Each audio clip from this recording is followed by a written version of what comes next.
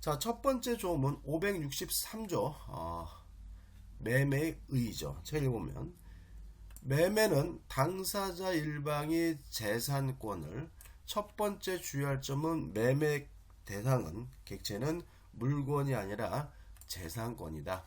따라서 소유권을 거래하는 것만 매매인 것이 아니라 지상권, 전세권과 같은 물건은 물론 채권, 임차권 이러한 것들을 거래하는 것도 매매가 됨을 주의하시기 바라고요. 상대방에게 이전할 것을 약정하고 매매 계약은 낙선 계약입니다. 따라서 실제로 재산권을 이전해야 성립하는 것이 아니라 이전하기로 약정만 하면 성립한다는 거 잊지 마셔야 되고요.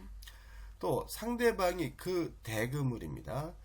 재산권의 대가로서 반드시 대금 금전이어야 합니다. 왜냐하면 재산권의 대가로서 또 다른 재산권을 지급하기로 했다면 그것은 매매가 아니라 교환이 되기 때문에 그런 거죠. 자, 564조 매매 예약이죠.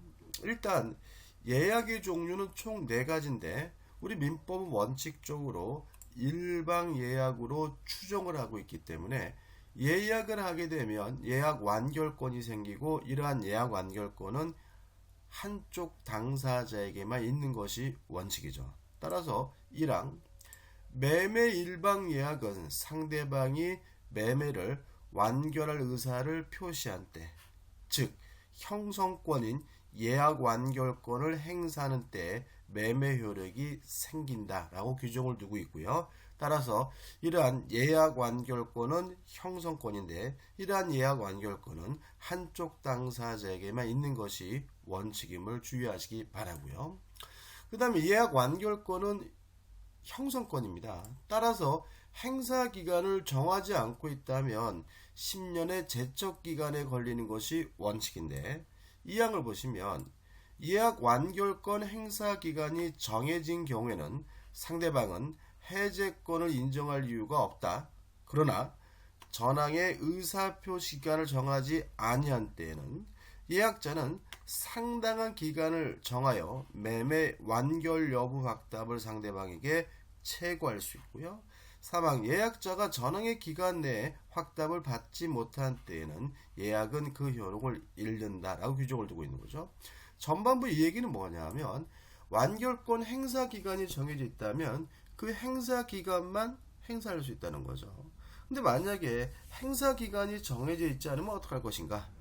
상당한 기간을 정하여 상대방에게 채고할 수가 있고요. 채고 기간 내에 예약 완결권을 행사하지 못하면 예약 효과는 상실하게 된다는 거 꼭 기억해 두셔야 되겠죠. 565조입니다. 계약금이죠. 일단 계약금은 원칙적으로 해약금으로서의 성질을 갖습니다. 따라서 565조 1항을 보시면 매매는 당사자 일방이 계약 당시인 금전 기타 물건을 계약금, 보증금 등의 명목으로 상대방에게 교부한 때 이게 계약금의 개념인 거고요.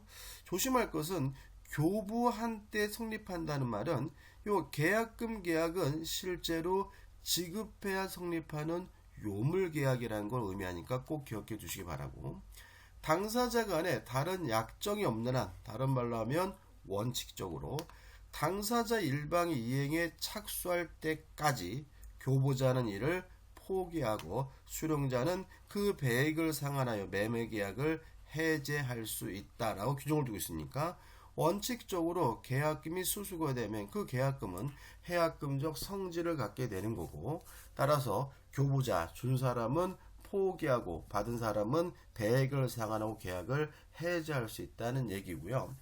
그 다음 문제가 되는 것은 일단 이행 착수할 때까지잖아요. 따라서 해약금에 의한 해제는 이행이 없는 것이니까 계약을 해제했다는 이유로 소급해서 무효가 되더라도 원상회복 의무는 발생하지 않는다는 걸 일단 주의하셔야 되고요. 그 다음에 2항입니다. 제551조 이게 뭐냐면 계약의 해지 또는 해제는 손해배상 청구에 영향을 미치지 아니한다는 규정은 전항의 경우에 이를 적용하지 아니한다라고 되어 있죠. 다시 말하면 원래는 해제를 이유로 해제를 한 후에는 손해배상을 뭐 할 수 있는 거예요? 별도로 청구할 수 있는 거죠. 근데 이 551조 규정이 565조 1항에 적용되지 않는다는 말은 해약금을 이유로 계약을 해지한 경우에는 별도로 손해배상을 청구할 수가 없다는 의미가 된다는 거 꼭 기억해 두셔야 되겠죠. 그 다음에 566조입니다. 매매 계약에 관한 비용은 당사자 쌍방이 균분합니다. 그래서 원칙적으로 비용은 쌍방이 균분하는데 임의 규정이거든요. 특약으로 간섭으로 달리 정할 수가 있거든요. 그래서 보통 일반적으로 등기 비용은 이전 등기 비용은 매수인이 부담을 하고요. 반씩 부담하는 게 아니라 그 다음에 만약에 그 매매 목적물에 저당권 등이 설정되어 있다면 그 저당권 등을 말소할 비용은 누가 부담하는 거죠? 매도인이 부담하게 되는 거죠. 다시 말하면 담보를 말소하는 비용은 매도인이, 이전 등기 비용은 매수인이, 그 외에 원칙적으로 계약 비용은 당사자 쌍방이 균분하게 되는 거죠. 반씩 부담한다. 그 다음 567조입니다. 매매는 가장 전형적인 유상계약이죠. 따라서 읽어보면 매매는 유상계약의 가장 대표적인 것이기 때문에 본조로 매매에 관한 규정은 매매 이외의 유상계약에도 준용하죠. 특히 우리는 임대차를 또 배워야 되는데 이 임대차도 유상계약이니까 매매계약에 관한 민법 규정이 임대차에도 적용하고요. 그러나 그 계약의 성질이 이를 허용하지 아니한 때는 그러하지 아니하다 해서 너무나 당연한 내용이 나와 있죠. 그 다음에 이제 568조입니다. 매매 효력이죠. 일단 1항은 가장 기본적인 효력이죠. 매도인은 매수인에 대하여 매매 목적에 된 권리를 이전하여야 하며, 왜요? 매매 계약이 성립됐다면 매수인은 매도인에게 그 대금을 지급하여야 한다. 물론 이 매매 계약은 전형적인 쌍무 계약이고요. 쌍방의 의무는 물론 동시 이행 관계일 테니까 이항. 전항의 쌍방 의무는 특별한 약정이나 간섭이 없으면 동시에 이행하여야 한다라고 규정을 두고 있는 거죠. 너무나 당연한 내용이죠. 그 다음에 이제 585조입니다. 자, 연결되는데 쌍방의 의무는 동시에 이행하는 것이 원칙이니까 585조. 매매의 당사자 일방에 대한 의무 이행의 기한이 있는 때는 상대방의 의무 이행에 대하여 또 동일한 기한이 있는 것으로 추정을 한다. 이런 얘기고. 근데 586조도 시험에 참 잘 나오는데 가로부터 보시면 대금의 지급 장소는 원칙적으로 매도인의 주도지입니다. 따라서 매수인 입장에서는 매도인에게 매매 대금을 갖다 줘야 되는 것이 원칙인데 예외가 있는 거죠. 매매 목적물의 인도와 동시에 대금을 지급할 경우에는 그 인도 장소에서 이를 지급합니다. 다시 말하면 원칙적으로 매도인의 주소지지만 예외적으로 인도와 동시에 대금을 지급하는 경우에는 인도 장소가 대금 지급 장소가 되는 거죠. 그 다음에 587조 대단히 중요한 조문이죠. 일단 과실의 귀속 문제인데 매매 계약이 있은 후에도 인도하지 아니한 목적물로부터 생긴 과실은 매도인에게 속한다. 그러면 인도 전의 과실은 매도인 거, 인도 후의 과실은 누구 거가 되는 거죠? 매수인 거가 되는 거죠. 그 다음에 매수인은 목적물의 인도를 받은 날로부터 대금의 이자를 지급해야 한다. 그러면 이렇게 되는 거죠. 자, 인도 전에는 매도인이 과실을 수취하는 대신 대금의 이자를 청구할 수가 없다. 그 다음에 인도 후에는 매수인이 과실을 수취하는 대신 대금에 대한 이자를 지급하여야 한다. 꼭 기억해 두시기 바라고. 그러나 대금의 지급에 대한 기한이 있는 때는 그러하지 아니하다. 물론 당연한 내용입니다. 자, 588조입니다. 불안의 항변이라고 하는데요. 1항을 보시면 588조를 보시면 매도인이 이행의 제공을 하였더라도 매매 목적물에 대하여 권리를 주장한 자가 있는 경우 그럼 매수인 입장에서는 매매 대금을 주는 게 불안하겠죠. 매수인이 매수한 권리의 전부나 일부를 염려가 있는 때는 매수인은 그 위험의 한도에서 대금의 전부나 일부 지급을 거절할 수가 있습니다. 다시 말하면 매수인이 대금을 지급해야 되는데 누군가 권리를 주장하는 자가 있으면 그 위험 범위 내에서 매수인은 대금 지급을 거절할 수 있다는 의미고요. 그러면 매도인은 어떻게 하느냐? 그러나 매도인이 상당한 담보를 제공한 때는 거절권 행사할 수가 없다라는 말은 매도인 입장에서는 담보를 제공하고 매매 대금의 지급을 청구할 수 있다는 얘기고요. 그 다음에 그러면 매도인이 제공할 담보가 없으면 어떻게 할 것인가? 589조죠. 매수인이 거절권을 행사하는 경우에 매도인은 매수인에 대하여 대금의 공탁을 청구할 수가 있다라고 규정을 두고 있네요. 그럼 이렇게 됩니다. 권리를 주장하는 자가 있다면 그 위험 범위 내에서 매수인은 대금 지급을 거절할 수가 있고요. 이에 대해서 매도인은 담보를 제공하고 대금 지급을 청구하거나 아니면 법원에다가 매매 대금의 공탁을 청구할 수 있다는 것까지 기억해 두시면 되겠죠. 자, 590조부터 환매죠. 일단 환매 1항입니다. 590조 1항. 매도인이 매매계약과 동시에 환매할 권리를 보류한 때죠. 자, 그러면 환매특약은 언제 해야 되냐면 매매계약과 동시에 해야 된다는 거죠. 따라서 매매계약을 하고 나중에 환매특약을 할 수 없고 동시에 해야 되고요. 그럼 어떻게 되느냐? 그 영수한 대금 및 매수인이 부담한 매매 비용을 반환하고 그 목적물을 환매할 수가 있고요. 이항 전항의 환매 대금에 관하여는 특별한 약정이 있으면 그 약정에 의하죠. 그럼 이렇게 되는 거죠. 환매 대금은 원칙적으로 영수한 돈과 부담한 매매 비용, 요게 환매 비용 대금인데 다만 당사자 간의 특약으로 달리 정할 수 있다라는 의미가 되는 거죠. 상황 전 2항의 경우에 목적물의 과실과 대금의 이자는 특별한 약정이 없으면 이를 상기한 것으로 본다죠. 이 3항도 임의 규정입니다. 따라서 과실과 대금의 이자는 상기할 수 있다. 이자를 별도로 청구하지 않는 것이 원칙이지만 물론 당사자 간의 특약으로 이자를 청구할 수 있도록 할 수 있다는 것도 기억해 두시면 되겠죠. 자, 환매기간 특별히 제한이 있습니다. 1항을 보시면 환매기간은 부동산은 5년, 동산은 3년을 넘지 못한 자죠. 최장기간이 제한이 있는 거예요. 따라서 약정기간이 이를 넘은 때는 부동산은 5년, 동산은 3년으로 단축되고요. 이 항이 아주 특이한데 환매기간을 정한 때는 다시 이를 뭐하지 못해요? 연장하지 못하죠. 그래서 환매기간은 연장하지 못한다는 것이 아주 시험에 잘 나오니까요. 잊지 마시기 바라고요. 3항 환매기간을 정하지 아니한 때는 그 기간은 부동산은 5년, 동산은 3년으로 하죠. 환매에 대해서 시험 문제 나온다면 이 조항은 대단히 중요한 조항이니까 잊지 마시고 확실하게 기억해 두셔야 됩니다. 자, 592조입니다.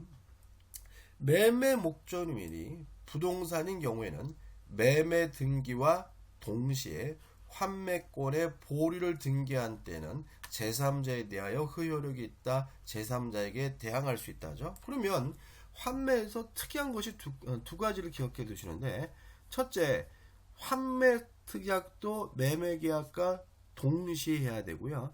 환매 관한 등기도 매매 등기와 동시에 해야 된다. 꼭 잊지 마시기 바라고, 거기다가 부동산은 5년, 동산은 3년을 초과하지 못하고 요 기간을 연장도 못. 자, 첫 번째 569조입니다. 이렇게 되어 있거든요. 매매 목적이 된 권리가 타인에게 속한 경우에는 매도인은 그 권리를 취득하여 매수인에게 이전하여야 한다. 다시 말하면 타인 소유물의 매매는 유효한 거거든요. 따라서 유효하기 때문에 뭐가 발생하냐면 책임이 발생하고요. 책임의 내용은 사서라도 취득해서라도 넘겨줘야 되는 거죠. 다만 취득해서 넘겨줄 수가 없다면 이때는 뭘 부담하냐면 담보 책임을 부담하게 되는 거죠. 570조 전부 타인의 권리인 경우입니다. 제가 읽어보면 전조후 타인의 권리를 매매한 경우에 매도인이 그 권리를 취득하여 매수인에게 이전할 수 없는 때에는 매수인은 계약을 해제할 수가 있다죠. 여기서 조심할 것은 악의의 매수인도 계약을 뭐 할 수 있는 거죠? 해제할 수가 있는 겁니다. 다시 말하면 전부 타인의 권리인 경우에 악의 매수인도 계약을 뭐 할 수 있죠? 해제할 수가 있는 거죠. 자, 그러나 매수인이 계약 당시에 그 권리가 매도인에 속하지 아니함을 안 때, 즉 악의 매수인은 손해배상을 청구하지 못한다라고 되어 있어요. 그럼 결과적으로 전부 타인의 권리인 경우에 선의의 매수인은 계약을 해제하고 손해배상도 청구할 수 있지만 악의 매수인은 뭐만 할 수 있는 거죠? 해제만 할 수가 있는 거죠. 그 다음에 571조입니다. 1항 선의의 매도인을 보호하기 위한 규정인데, 자, 571조를 보기 전에 먼저 다시 한번 설명드릴 것은 570조에서 제척기간에 관한 규정이 없었죠. 따라서 전부 타인의 권리인 경우에는 제척기간의 제한이 없다는 것도 기억해 두셔야 되고요. 그 다음 571조는 뭐냐 하면, 자, 매도인이 자기 땅인 줄 알고 팔았어요. 근데 나중에 보니까 자기 땅이 아니었어요. 다시 말하면 선의의 매도인을 보호하기 위한 규정입니다. 1항을 읽어보면 매도인이 계약 당시에 매매 목적이 된 권리가 자기에 속하지 아니함을 알지 못한 경우, 즉 다시 말하면 매도인이 선인 경우 그 권리를 취득하여 매수인에게 이전할 수 없는 때에는 매도인은 손해를 배상하고 계약을 해지할 수 있다. 다시 말하면 선의의 매도인도 계약을 해지할 수 있고요. 원칙적으로 계약을 해지하기 위해서는 뭘 해줘야 되는 거죠? 손해배상을 해줘야 된다는 얘기인 거죠. 자, 2항입니다. 전항의 매도인이 선인 경우에 매수인이 계약 당시 그 권리가 매도인에게 속하지 아니함을 안 때, 무슨 말이죠? 매수인이 악인 때죠. 매도인은 매수인에 대하여 손해를 배상하지 않고 그 권리를 이전할 수 없음을 통지하고 계약을 해제할 수 있다. 이렇게 되는 거죠. 이 571조도 수업 시간에는 많이 다루지 않지만 가끔 나와요. 정리해보면 이렇게 되는 겁니다. 전부 타인의 권리인 경우에 선의의 매도인도 계약을 해제할 수가 있습니다. 다만 손해배상을 해줘야 되는 것이 원칙이지만 매수인이 악인 경우에는 손해배상해 줄 필요가 없다까지 꼭 기억해 두시기 바랍니다. 자, 572조입니다. 권리의 일부가 타인에 속하는 경우죠. 다시 말하면 일부 타인의 권리인 경우인데 1항을 보시면 매매 목적이 된 권리의 일부가 타인에게 속함으로 인하여 매도인이 그 권리를 취득하여 매수인에게 이전할 수 없는 때에는 매수인은 선이 악이더라도 그 부분의 비율로 대금의 감액을 청구할 수가 있죠. 다시 말하면 일부가 타인의 권리에 해당하는 경우에 매수인은 대금 감액을 청구할 수 있는데 이 대금 감액은 선의의 매수인뿐만 아니라 악의 매수인도 감액을 청구할 수 있다는 거 꼭 기억해 두셔야 되고요. 2항 전항의 경우에 잔존한 부분만이면 매수인이 이를 매수하지 아니었을 때는 선의의 매수인은 계약 전부를 해지할 수 있다. 다시 말하면 일부 타인의 권리인 경우에는 누구만 계약을 해지할 수 있는 거죠? 선의의 매수인만 계약을 청구할 수가 있고요. 3항 선의의 매수인은 감액 청구 또는 계약 해제 외에 손해배상을 청구할 수 있다라고 되어 있으니까 선의의 매수인은 무엇도 청구할 수 있는 거죠? 손해배상을 청구할 수가 있는 거죠. 그럼 결과적으로 일부가 타인의 권리인 경우에 악의 매수인은 대금 감액만 청구할 수 있고 선의의 매수인은 대금 감액도 청구할 수 있고 해제할 수도 있고 손해배상도 청구할 수가 있는 거죠. 자, 여기서 이제 573조 제척기간의 제한이 있어요. 일단 1년입니다. 물론 선이면 언제부터 1년이겠어요? 안날로부터. 악이면 언제부터 1년이겠습니까? 계약한 날로 보겠죠. 따라서 제가 읽어보면 전조의 권리는 매수인이 선인 경우에는 그 사실을 안날로부터, 악인 경우에는 계약한 날로부터 1년 내에 행사하여야 한다는 것까지 꼭 기억해 두시기 바랍니다. 자, 574조입니다. 수량 부족 일부 멸실인데 일단 전 2조의 규정이죠. 이게 뭐냐면 일부 타인의 권리인 경우에 담보 책임에 관한 규정은 수량을 지정한 매매의 목적물이 부족되는 경우, 이게 뭐죠? 수량 부족이죠. 매매 목적물 일부가 계약 당시 이미 멸실된 경우, 둘 다 뭐예요? 원시적 일부 불능이고요. 매수인은 그 부족 또는 멸실을 알지 못한 때에 준용한다로 되어 있으니까 수량 부족 일부 멸실의 경우에는 선의 매수인만 대금 감액을 청구할 수 있고 또 해제할 수도 있고 손해배상을 청구할 수 있는 거죠. 악의 매수인에게는 아무것도 인정되지 않는다는 거 주의하셔야 되고요. 물론 제척기간도 안날로부터 몇 년이겠습니까? 1년이 되겠죠. 그 다음에 575조입니다. 일단 법 타이틀은 제한물권이 있는 경우 이렇게 나와 있거든요. 법에. 근데 가만 보면은 이게 뭔지가 좀 의심스러운데 1항 보시면 매매 목적물이 지상권, 지역권, 전세권, 질권, 유치권? 이게 무슨 말이냐면 이런 권리들이 있으면 매수인이 그 매매 목적물을 뭐 하지 못해요? 사용 수익하지 못하는 거죠. 땅을 샀는데 지상권이 있어요? 매수인 사용 수익하지 못합니다. 건물을 샀는데 누가 유치권 행사해요? 매수인이 사용 수익하지 못하게 된 경우죠. 다시 말하면 매수인이 매매 목적물을 구입했는데 사용 수익하지 못하게 된 때는 이를 알지 못한 때는 다시 말하면 선의의 매수인만 이로 인하여 계약의 목적을 달성할 수 없는 경우 하나여 계약을 해제하고 손해배상을 청구할 수가 있습니다. 따라서 요 매수인이 매매 목적물을 구입했는데 사용 수익하지 못하게 된 경우에는 선의의 매수인만 계약을 해제하고 손해배상을 청구할 수가 있는 거고요. 이 항도 같은 취지예요. 근데 1항이 연결입니다. 기타 경우에 즉 계약의 목적을 달성할 수 있는 경우라면 선의의 매수인은 손해배상만 청구할 수가 있는 거죠. 다시 말하면 목적을 달성할 수 없는 경우에 해제와 손해배상을 청구할 수 있고 목적을 달성할 수 있는 경우라면 해제는 못하고 손해배상만 청구할 수 있다는 얘기고요. 누구만 할 수 있는 거죠? 선의의 매수인만 할 수가 있는 거죠. 그 다음에 2항도 보시면 전항의 규정은 매매 목적이 된 부동산을 위하여 존재할 지역권이 없어요.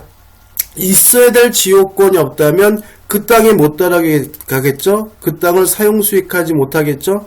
그 부동산에 등기된 임대차 계약이 있는 경우에 준용한다. 다시 말하면 대항력 있는 임차인이 존재하면 그 부동산을 더 이상 사용 수익하지 못하겠죠? 따라서 1항과 2항을 합치게 되면 매수인이 매매 목적물을 구입했지만 사용 수익할 수 없는 경우에는 목적을 달성하지 못하게 됐다면 해제와 손해배상을 청구할 수 있고요. 목적을 달성할 수 있다면 해제는 못하고 손해배상만 청구할 수가 있고요. 물론 선의의 매수인에게만 인정되는 권리고 악의 매수인에게는 인정되지 않는다는 거 주의하셔야 되겠죠. 3항. 자, 제척기간은 몇 년입니까? 1년이고 선의의 매수인에게만 인정되니까 안날로부터 1년 동안 행사할 수 있다는 거 잊지 마셔야 되겠죠. 자, 576조입니다. 저당권 전세권의 행사거든요. 자, 1항을 보시면 매매 목적이 된 부동산에 설정된 저당권 또는 전세권의 행사로 인하여 A. 매수인이 그 소유권을 취득할 수 없거나 취득한 소유권을 잃을 때에는 선의 악의 매수인은 계약을 해지할 수가 있고요.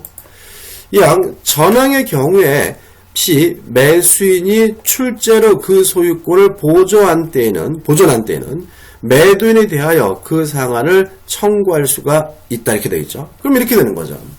자, 매매를 했는데요. 매수를 했는데 저당권 전세권이 실행되는 바람에 권리를 취득할 수 없거나 상실하게 되면 선의 악의를 불문하고 매수인은 계약을 뭐 할 수 있죠? 해지할 수가 있는 거죠. 왜요? 쫓겨나게 됐으니까요. 근데 만약에 매수인이 그 돈을 갚았어요. 저당권이 설정된 피담보 채권을 변제하거나 전세금을 반환해서 자신의 소유권을 보존했다면 당연히 매도인에게 그 상환, 돈을 달라고 뭐 할 수 있어요? 청구할 수가 있겠죠. 사망, 전 2항의 경우에 매수인이 손해를 받은 때에는 그 손해를 배상을 청구할 수가 있고요. 여기서도 그 매수인이 선이라는 말이 없으니까 선악 불문한 모든 매수인이 손해배상을 뭐 할 수 있어요? 청구할 수 있다는 얘기니까 기억해 두시면 되겠죠. 자, 그 다음에 577조입니다. 전조의 규정. 저당권이 목적이 된 지상권 또는 전세권이 매매의 목적이 된 경우에 준용한다. 무슨 말이겠습니까? 저당권이 지상권에 설정돼 있어요. 저당권이 전세권이 설정돼 있었어요. 근데 저당권이 실행되는 바람에 지상권, 전세권을 취득하지 못하거나 상실하게 된 사람도 선악 불문하고 계약을 해지하고 손해배상을 청구할 수 있다는 의미가 됨을 잊지 마시기 바랍니다.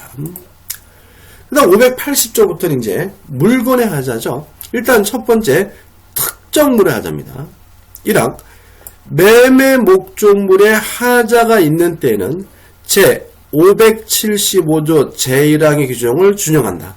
따라서 목적물의 하자로 인하여 매매 목적을 달성할 수 없는 때에는 매수인은 계약을 해지하고 아울러 손해배상을 청구할 수 있는 거죠. 다시 말하면 물건의 하자가 있다면 매수인은 계약을 해지하고 무엇도 청구할 수 있죠? 손해배상을 청구할 수가 있는 거예요. 이게 기본 전제인 거죠.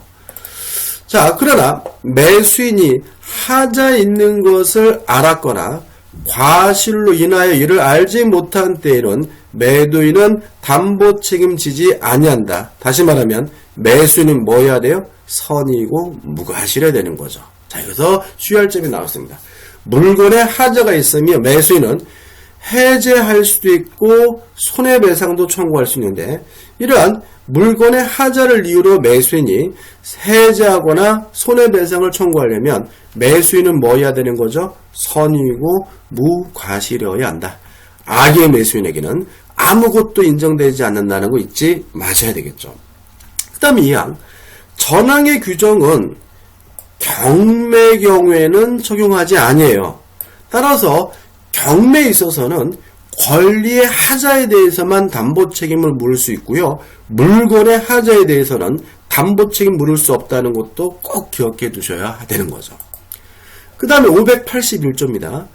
종류 매매입니다. 이게 무슨 말이냐면 똑같은 종류, 똑같은 물건이 많은 경우죠. 1항을 보시면 매매 목적물을 종류로 지정한 경우, 뭐 쌀 한 가마니, 소나타 자동차 지정한 경우에도 그 특정된 목적물에 하자가 있는 때는 전조 규정을 준용한다는 말은 종류물 하자에 대해서도 매수인이 선이고 무과실이면 계약을 해지하거나 손해배상을 청구할 수 있다는 의미가 되는 거고요. 주의하실 것은 이항 전항의 경우에 매수인은 계약의 해제 또는 손해배상을 청구를 하지 않냐고 하자 없는 물건, 완전물 급부를 청구하는 것이 가능한 거죠. 따라서 종류물의 경우에는 해제하거나 손해배상을 청구하는 것 외에 아니면 완전물 급부 청구권이 인정된다는 거 주의하셔야 됩니다.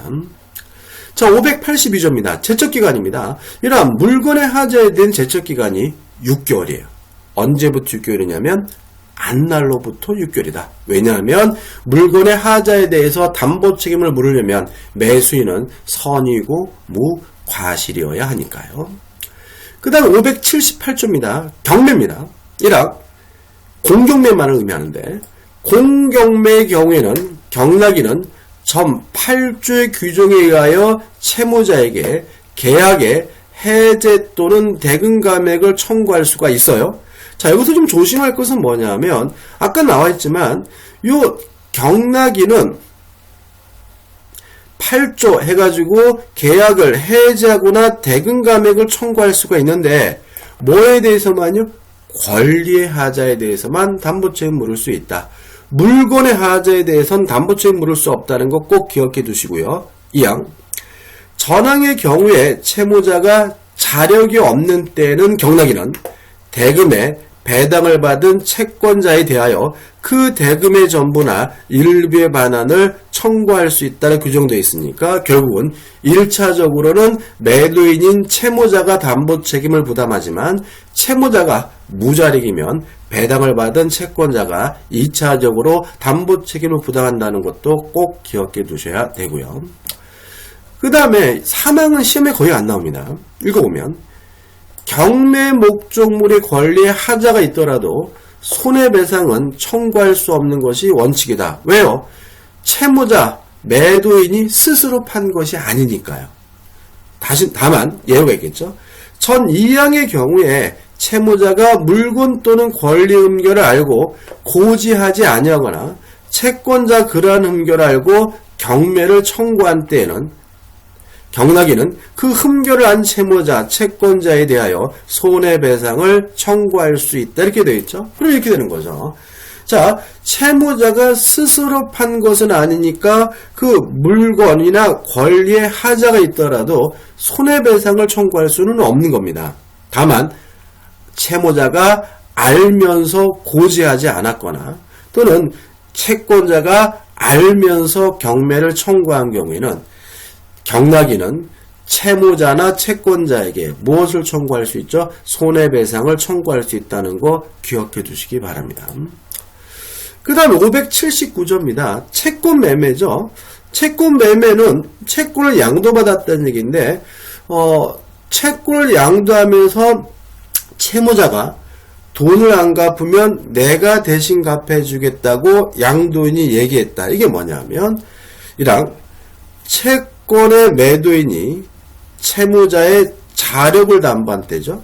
자, 원칙적으로 언제 자력을 담보한 것으로 추정을 하냐면 매매 계약 당시에 자력을 담보한 것으로 추정을 합니다. 따라서 매매 계약 후에 무자력이 됐더라도 양도인, 매도인은 책임지지 않습니다.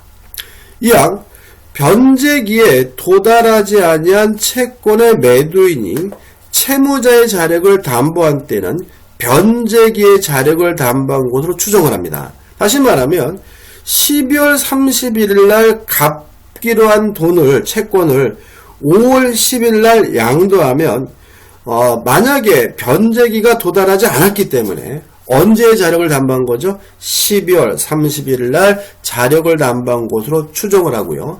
가끔 여기서 문제가 나올 때는 요 추정한다, 이거를 간주한다로 바꿔요.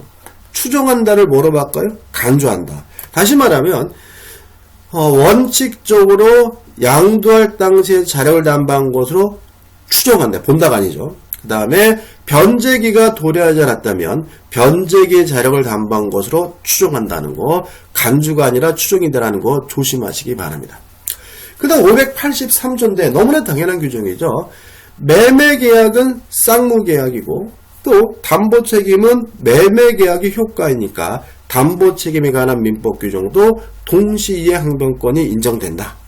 따라서 상대방이 이행하지 않는다면 담보 책임도 부담하지 않겠다라고 거절할 수가 있는 거고요. 584조입니다. 자, 담보 책임에 관한 민법 규정은 임의 규정입니다. 따라서 특약으로 배제하는 게 가능해요. 따라서 매도인이 나 담보 책임 부담하지 않는다. 이러한 특약도 가능하고도 유효한데 제한이 있는 거죠. 자, 매도인은 전 15조에 의한 담보 책임을 면하는 특약을 한 경우 이게 원칙적으로 유효하고 담보 책임 부담하지 않습니다. 근데 매도인이 알고 고지 아니한 사실 및 매도인에게 제3자에게 담보 책임 발생의 요건이 되는 권리를 설정 또는 양도한 행위에 대하여는 책임을 면하지 못한다. 이렇게 되어 있죠. 다시 말하면 나 담보 책임 부담하지 않는다. 이런 특약은 가능하고도 유효하지만 알면서 고지하지 아니한 사항에 대해서는 책임을 면할 수가 없는 거죠. 여기까지 기억하면 되겠죠.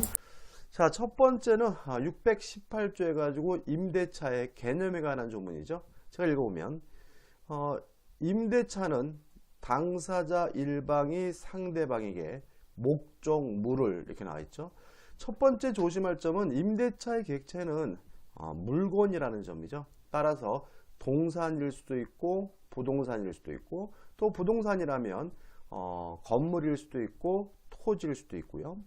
그 다음에 사용, 수익하게 할 것을 약정하고 두 번째 주의할 점은 낙성계약입니다. 따라서 실제로 사용, 수익하게 해야 성립하는 것이 아니라 사용, 수익하게 할 것을 약정하는 것만으로도 성립한다는 거 잊지 마셔야 되고요. 그 다음에 상대방이 이에 대하여 차임을 지급할 것을 약정이죠. 세 번째 조심할 것은 반드시 차임을 지급하기로 약정을 해야 된다는 점입니다. 왜냐하면 임대차와 사용대차와 구별하는 기준은 무상이냐 유상이냐 문제거든요. 무상이면 사용대차예요. 따라서 임대차, 유상이 되기 위해서는 반드시 차임을 지급하기로 하는 약정이 필요하다는 거 꼭 기억해 두셔야 되겠죠. 그 다음 635조입니다. 자, 일단 임대차는 최단 기간을 보장하지 않아요.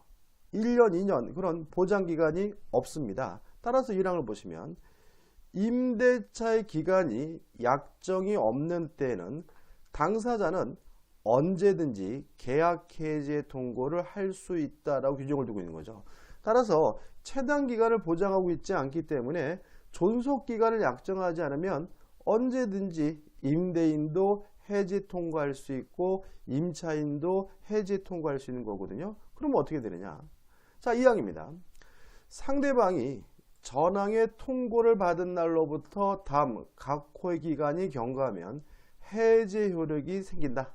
이로 토지, 건물, 기타 공작물에 대하여는 임대인이 해지를 통고한 경우인 6월. 그럼 이거를 우리가 토지, 건물, 기타 공작물을 뭘로 이해하면 되냐면 부동산인 거죠. 그래서 우리가 부동산에 대한 임대차의 경우에는 임대인이 해지 통고라면 6월, 임차인이 해지 통고라면 1월 지나면 임대차가 해지가 된다. 임대차 개혁 효과가 소멸되게 되고요.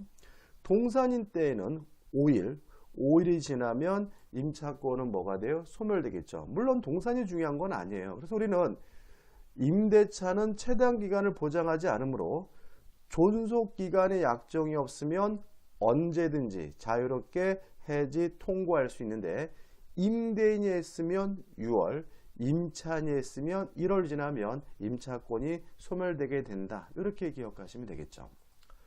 그 다음 636조인데 일단 법조문의 타이틀이 그렇죠. 기간의 약정이 있는 임대차예요. 예를 들어 가지고 1년이다 2년이다 라고 하는 기간을 정했다는 거죠. 한번 읽어볼까요? 임대차 기간에 약정이 있는 경우에도 당사자 일방 또는 쌍방이 그 기간 내에 해지할 권리를 보류한 때에는 전조의 규정을 준용한다. 이게 무슨 말이겠을까요? 약정 해지 사유죠. 예를 들어서 임대차를 2년 계약을 하면서 임대인이 해외로 이민 가면 본 계약을 해지할 수 있습니다라고 미리 약정을 해뒀는데 진짜로 해외로 이민 가게 됐으면 임대인은 해지할 수 있는데 바로 소멸되는 것이 아니라 6개월이 지나야 소멸되는 거다. 또 2년 계약을 하면서 임차인이 해외로 이민 가면 본 계약을 해지할 수 있다라고 약정을 한 경우에 만약에 임차인이 실제로 해외로 이민 가게 돼서 해지하게 되면 바로 소멸되는 것이 아니라 1월이 지나야 임차권이 소멸되게 된다. 이런 의미가 되겠죠. 자, 637조입니다. 임차인이 파산 선고를 받은 경우는 임대차 기간의 약정이 있는 때에도 임대인 또는 파산관제인은 제635조의 규정에 의하여 계약 해지 통고를 할 수 있다 이렇게 되어 있죠. 그럼 이렇게 되는 거죠. 1년이다 2년이다 라고 약정이 있더라도 임차인이 파산 선고를 받으면 임대인 또는 파산관제인은 해지 통고할 수가 있고요.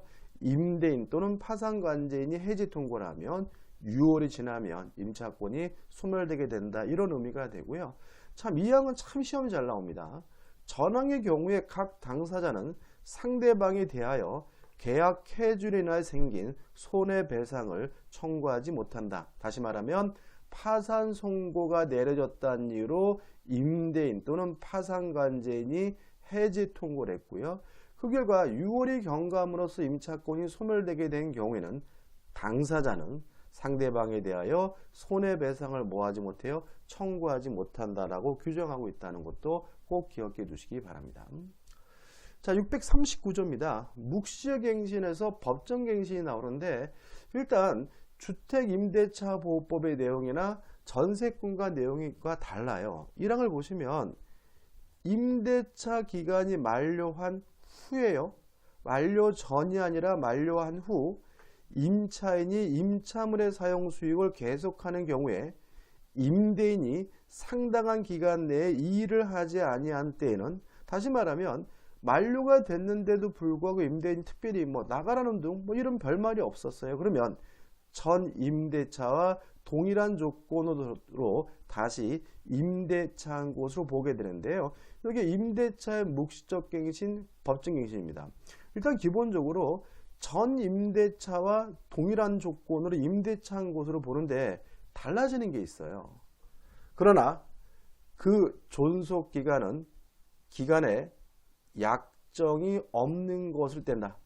따라서 당사자는 제635조의 규정에 의하여 당사자는 언제든지 해지 통고를 할 수 있고 임대인이 해지 통고를 했으면 6월, 임차인이 해지 통고를 했으면 1월 지나면 임차권이 소멸되게 되는 거고요.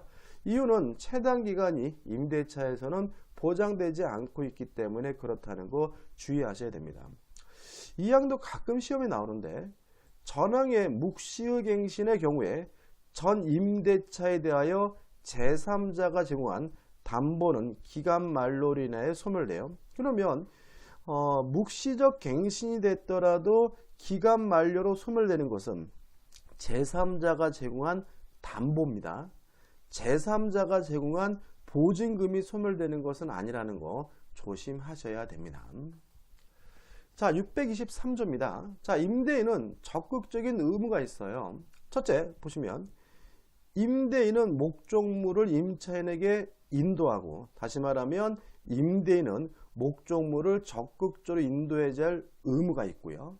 계약 존속증, 그 사용 수익에 필요한 상태를 유지하게 할 의무가 있죠. 다시 말하면 사용 수익하게 해줄 적극적인 의무가 있으니까 고장난 것이 있으면 수리해 줘야 되는 거죠. 누가요? 임대인이. 따라서 임대인이 필요비를 부담합니다. 그래서 만약에 임차인이 자신의 비용으로 수리를 했다면 그 수리비에 대해서는 임대인에게 청구할 수 있다는 거 꼭 기억해 두셔야 되겠죠. 자, 621조입니다. 일단 임차권은 물권이 아니라 채권입니다. 따라서 특정한 사람에게만 주장할 수 있는 상대권이기 때문에 대항력이 없어요. 그러면 대항력을 취득하려면 어떻게 해야 되느냐? 1항이죠. 부동산 임차인은 당사자 간에 반대 약정이 없으면 임대인에 대하여 그 임대차 등기 절차에 협력할 것을 청구할 수 있다라고 규정하고 있죠. 여기서 조심할 것은 뭐냐면 반대 약정이 없으면 협력할 것을 청구할 수 있다는 말은 역으로 말하면 반대 약정이 있다면 등기 절차에 협력할 것을 청구할 수 없게 됨을 주의하시기 바라고요. 이항 부동산 임대차를 등기한 때는 그때부터 제3자에 대하여 효력이 생긴다. 등기함으로써 뭘 갖게 되는 거죠? 대항력을 취득하게 되는 거죠. 다시 말하면 임차권은 채권이기 때문에 대항력이 없습니다. 다만 등기함으로써 제3자에게 대항할 수 있는 대항력을 갖게 되는 것이 원칙인 거죠. 꼭 그래야 되느냐? 자, 622조입니다. 자, 1항 보시면 건물의 소유를 목적으로 한 토지 임대차입니다.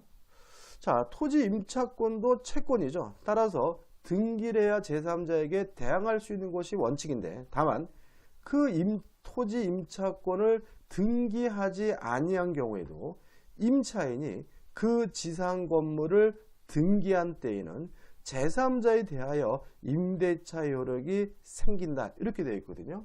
그러면 이렇게 되는 거죠. 자, 토지 임차권이 대항력을 취득하려면 원칙적으로 임차권에 관한 등기를 해야 되는 거고요. 만약에 등기를 하지 않았다면 그 지상 건물을 등기함으로써 대항력을 취득할 수 있다는 거 기억해 두셔야 되고요. 이 항은 너무나 당연한 거죠.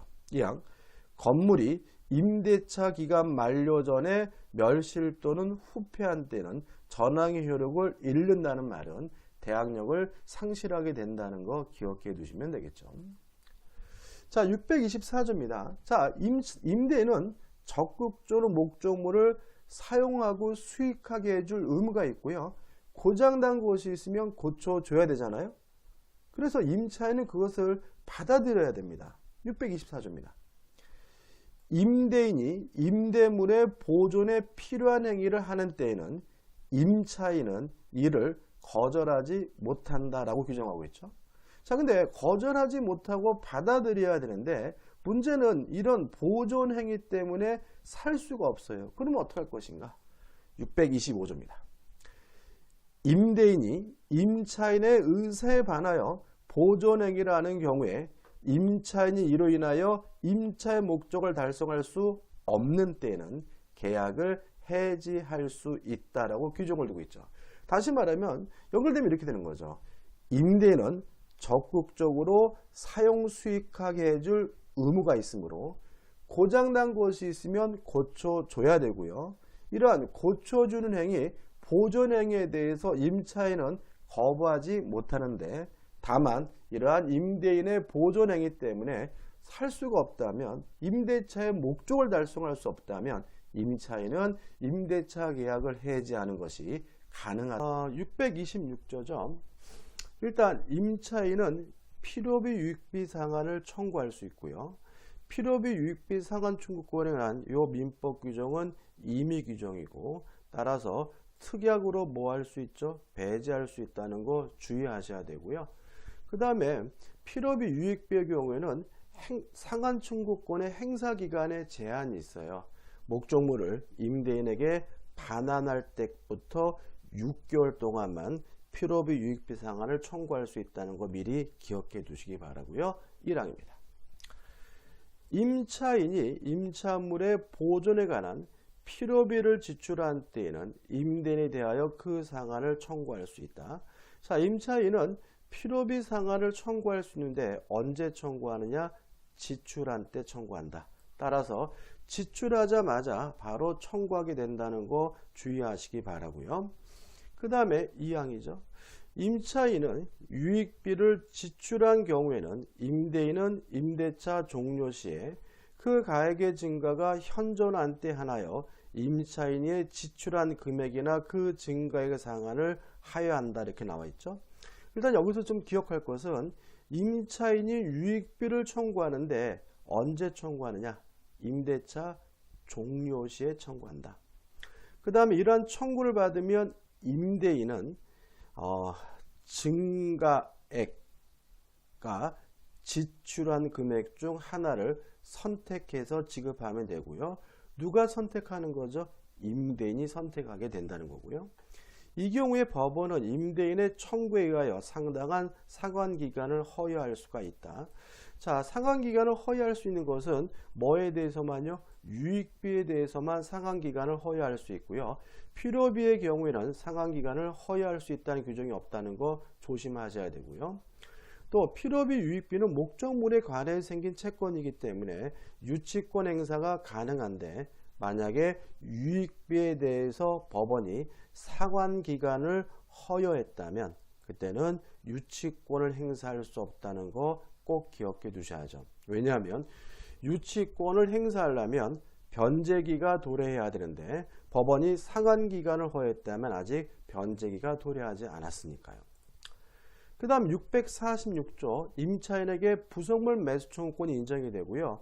이 규정은 전세권의 내용과 대단히 유사합니다. 1항을 보시면 건물 기타 공작물의 임차인이죠. 자, 그러면 건물 등의 임차인에게 부속물 매수 청구권이 인정됩니다.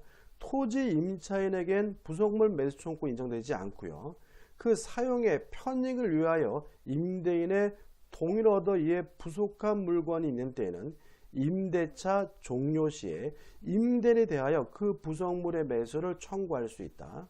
이항 임대인으로부터 매수한 부속물에 대하여도 전항과 같다죠. 자, 그럼 생각해 보자고요. 첫 번째 주의하실 것은 부속물 매수를 청구하려면 부속시킨 물건이 부합되지 않아야 한다. 만약에 부합이 돼서 임대인 소유가 됐다면 그때는 유익비 상환 청구권 문제로 간다는 거 주의하셔야 되고요. 두 번째 주의하실 점은 임대인의 동의를 얻었던가 또는 임대인으로부터 매수한 물건에 대해서만 부속물 매수 청구권이 가능하다는 점이고, 마지막으로 언제 청구하느냐, 임대차 종료 시에 부속물 매수를 청구하게 된다는 것까지 꼭 정확하게 기억해 두시고요. 마지막으로 강행 규정입니다. 따라서 특약으로도 뭐 할 수 없죠? 배제할 수가 없습니다. 자, 643조는 토지 임차인이거든요. 읽어보면 건물 기타 공작물의 소유 또는 식목, 체험이 뭐죠? 소금 채취죠. 목축을 목적으로 한 토지 임대차입니다. 그럼 합쳐서 그냥 뭉뚱이로 해서 토지 임대차 이렇게 기억하면 되겠죠. 토지 임대차 기간이 만료한 경우에 건물, 수목, 기타 지상시설이 현존한 때에는 제283조의 규정을 준용한다죠. 그럼 283조가 뭐냐면 지상권자의 갱신 청구권과 지상권자의 지상물 매수 청구권인 거죠. 따라서 토지 임차인도 지상권자 마찬가지로 기간이 만료됐다는 사유로 소멸하면 한 번 더 하자 갱신을 청구할 수 있고요. 거부당하면 지상물 매수를 청구할 수가 있다. 이런 취지가 되는데, 여기서 유의하실 것은 우리 판례가 한 가지 사유를 추가하고 있다는 거죠. 자, 토지 임대차의 경우에는 존속기간의 약정이 없어서 임대인의 해지 통고로 소멸한 경우에도 임차인은 지상물 매수를 청구하는 것이 가능한데, 이때는 굳이 갱신 청구할 필요 없이 바로 지상물 매수를 청구할 수 있다는 거 주의하셔야 되고요. 물론 이 지상물 매수 청구권은 형성권입니다. 따라서 임대인은 거부하지 못하고요. 또 강행 규정입니다. 따라서 특약으로도 배제할 수 없다는 것까지 꼭 기억해 두시기 바랍니다. 자, 628조죠. 차임증감 청구권입니다.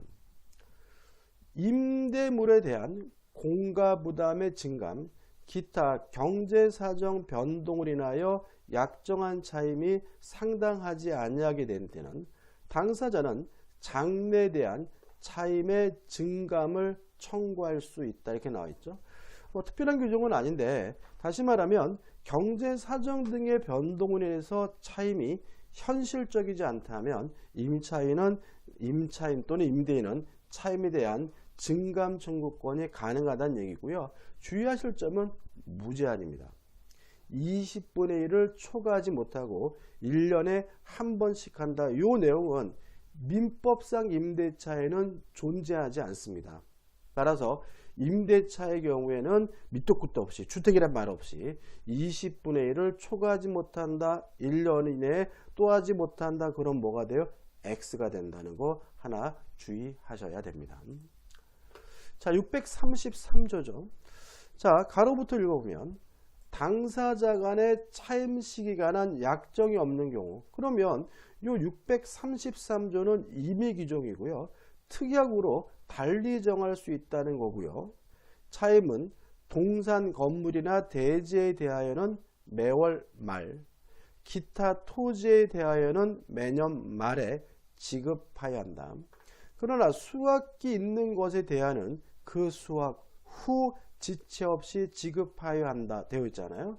다시 말하면 민법상 임대차의 차임 지급 시기는 원칙적으로 후불이다. 따라서 월세면 월말, 연세면 연말, 수확물을 지급하기로 했다면 수확 후 지체 없이 지급하는 거고요. 이 규정은 임의 규정입니다. 따라서 특약으로 선불로 하는 것도 가능하다는 것과 함께 기억해 두시기 바랍니다. 634조입니다. 임차물이 수리를 요하거나 임차물에 대하여 권리를 주장하는 자가 있는 때에는 임차인은 지체 없이 임대인에게 이를 통지하여야 한다. 그러나 임대인이 이를 이미 안 때에는 통지할 필요가 없다죠. 자, 이런 취지의 규정이겠죠. 임차 목적물에는 임대인이 안 살죠. 누가 점유하고 있습니까? 임차인이. 따라서 고장나서 수리가 필요하다면 임대인에게 임차인이 지체 없이 통지해야 되고요. 누군가가 와가지고 찝쩍거린다, 권리를 주장하는 자가 있다면 임차인이 임대인에게 지체 없이 통지하도록 통지 의무를 부과하고 있다는 정도 기억해 두시면 되겠죠. 640조입니다. 건물 기타 공작물의 임대차에는 임차인의 차임 연체액이 이익의 차임액에 달하는 때에는 임대인은 계약을 해지할 수 있다요. 여기서 좀 생각해 볼 것은 이익입니다. 따라서 월세면 2달치가 되겠죠. 이익에 달할 때니까. 근데 연세면 2년치가 될 거고 주세면 2주치가 되겠죠. 따라서 꼭 2개월이라는 보장이 없다는 거 주의하시기 바라고요. 그 다음에 편면적 강행 규정입니다. 이 편면적 강행 규정이란 말이 뭐냐면 한쪽 편에만 강행 규정이라는 얘기거든요. 따라서 특약이 만약에 임차인에게 유리하다면 유효하지만 임차인에게 불리하다면 그건 무효인 거예요. 따라서 만약에 2기를 3기로 바뀌는 특약은 임차인에게 유리한 특약이니까 유리합니다. 근데 만약에 2기를 1기로 바꾸는 특약은 임차인에게 불리한 특약이기 때문에 무효가 된다는 거 주의하시기 바랍니다. 641조입니다. 건물 기타 공작물의 소유, 식목, 체험, 목축을 목적으로 한 토지 임대차의 경우에도 전조 규정을 준용한다. 다시 말하면 토지 임대차의 경우에도 2기분의 차임을 지급하지 않는 경우에는 임대인은 임대차 계약을 해지할 수 있다. 이런 취지겠죠. 그러면 합치면 어떻게 돼요? 모든 임대차는 2기분의 차임을 지급하지 않으면 임대인은 계약을 해지할 수 있다. 이렇게 되는 거죠. 자, 642조가 있습니다.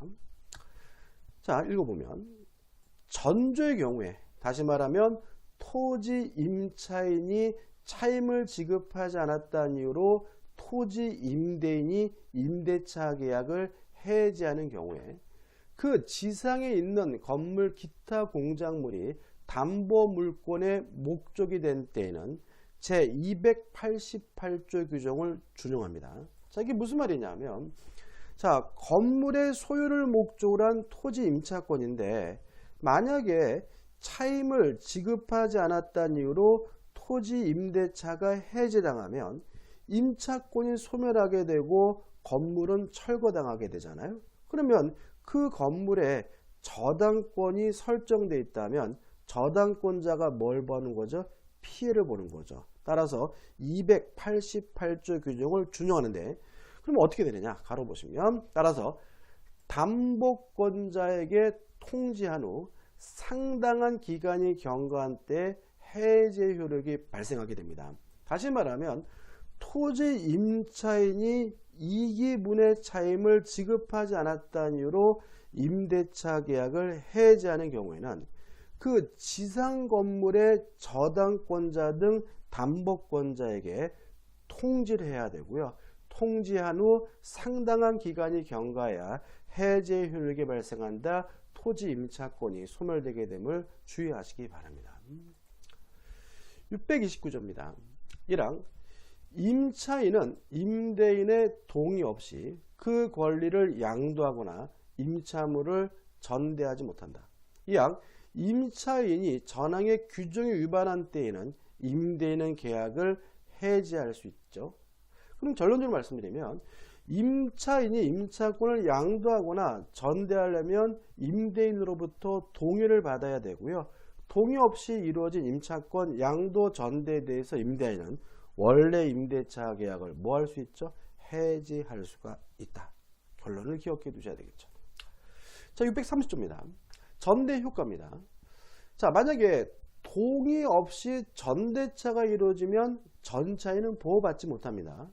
근데 1항을 보시면 임차인이 임대인의 동의를 얻어서 뭘 했어요? 전대차를 했어요. 그러면 전차인을 뭐 합니까? 보호해야 됩니다. 임차물을 전대한 때의 전차인은 직접 임대인에 대한 의무를 부담합니다. 저 1항은 전차인을 보호하기 위한 규정이 아니라 임대인을 보호하기 위한 규정입니다. 자, 이게 어떤 의미가 되냐면 전차인이 살고 있는 이 집은 임차인의 집이 아니라 임대인의 집이니까 임대인에게 모든 의무를 직접 부담해야 되는 거예요. 선량한 관리자로서 주의해야 될 의무, 이상한 놈이 나타났을 때 통지해야 될 의무, 또 임대차가 종료됐을 때 목적물을 반환해야 될 의무, 차임을 지급할 의무 등 모든 의무는 전차인이 직접 임대인에 대하여 부담합니다. 따라서 이 경우에 전차인은 전대인에 대한 차임의 지급으로서 임대인에게 뭐 하지 못해요? 대항하지 못합니다. 그럼 결론적으로 법 규정 내용대로라면 차임은 누구한테 줘야 돼요? 임대인에게 줘야 되는 거죠. 만약에 임차인 전대인에게 차임을 지급한 경우에는 그 차임의 지급을 가지고 임대인에게 대항하지 못하니까 임대인이 또다시 차임을 달라고 하면 전차인은 이중으로 차임을 지급할 위험이 생길 수 있는 거 유의하시기 바랍니다. 이항 전항의 규정은 임대인의 임차인에 대한 권리 행사에 영향을 미치지 않아요. 다시 말하면 전대차가 이루어졌더라도 임대인과 임차인 사이에 임대차 관계는 아무런 영향을 받지 않는다는 의미가 되겠죠. 631조입니다. 가로붙을 보면 전차인의 전차권은 임차권을 기초로 하여 성립하므로 임차권이 기간의 만료, 채무 불이행으로 인한 해지 등으로 소멸하면 전차권도 소멸하는 것이 원칙입니다. 다시 말하면 임차권이 소멸하면 당연히 무엇도 소멸돼야 돼요? 전차권도 소멸돼야 되는 거죠. 다만 전차인을 보호하기 위한 규정이 있어요. 계속 보시면 임차인이 임대인의 동의를 얻어 임차물을 전대한 경우에는 임대인과 임차인의 합의로 계약을 종료한 때에도 전차인의 권리는 소멸하지 않는다라는 특별 보호 규정을 두고 있으니까 주의하시기 바랍니다. 여기서 조심할 것은 뭐냐면 만약에 이기분의 차임을 지급하지 않았다는 이유로 임차권이 해지가 되면 전차권도 뭐가 되는 거예요? 소멸돼야 되는 거죠. 다만 합의로 임의적으로 임차권을 소멸시켰다 하더라도 전차권이 뭐 되지 않아요? 소멸되지 않는다는 의미임을 유의하시기 바랍니다. 632조 1003조 규정은 건물의 임차인이 그 건물의 소부분을 타인에게 사용하게 하는 경우는 적용하지 않는다. 다시 말하면 건물의 소부분, 예를 들어서 방 한 칸만을 자취하는 학생에게 전대하는 경우에는 굳이 임대인으로부터 뭐 받을 필요 없어요? 동의 받을 필요가 없고요. 또 임대인이 동의해 주지 않았다는 이유로 임대차 계약을 해지할 수 없다는 거 주의하시기 바랍니다. 다시 말하면 소부분 방 한 칸을 전대하는 경우에는 임대인으로부터 동의 받을 필요가 없습니다. 638조입니다. 1항 임대차 약정이 해지 통고로 인하여 종료된 경우에는 그러면 전차권도 뭐가 돼야 돼요? 소멸돼야 되겠죠? 다만 전차인을 보호하기 위한 규정이 있어요. 그 임대인물이 적법하게 전대되었을 때, 다시 말하면 임대인의 동의를 얻어서 전대되었을 때는 임대인은 전차인에 대하여 그 종료되었다는 사유를 통지하지 아니하면 해지로서 전차인에게 대항하지 못합니다. 여기서 조심할 것은 뭐냐면 해지로서 전차인에게 대항하기 위해서 그 사실을 통지해 줘야 되는 것은 약정이 없다는 이유로 해지 통고로 종료되는 경우죠. 다시 말하면 이기분의 차임을 지급하지 않았다는 이유로 임대차 계약을 해지하는 경우에는 전차인에게 통지 의무가 없다는 거 주의하시기 바랍니다. 이항 전차인이 전항의 통지를 받은 때에는 제635조 제2항의 규정을 준용한다. 따라서 그 전차인에 대해서는 부동산 임대차는 6월, 동산 임대차는 5일이라는 일정한 기간이 경과해야 해제 효력이 생긴다. 자, 그럼 정리해 보자고요. 자, 존속기간의 약정 등이 없다는 이유로 임대인이 해지 통고를 하면 해지 통고했다는 사실을 누구에게 돼요? 전차인에게 통지를 해야 되고요. 그러면 임차권은 언제 소멸되느냐? 전차인이 통지를 받은 때부터 6월이 지나야 비로소 임차권이 소멸되고 전차권도 소멸되게 된다는 거 관계 주의하시기 바랍니다.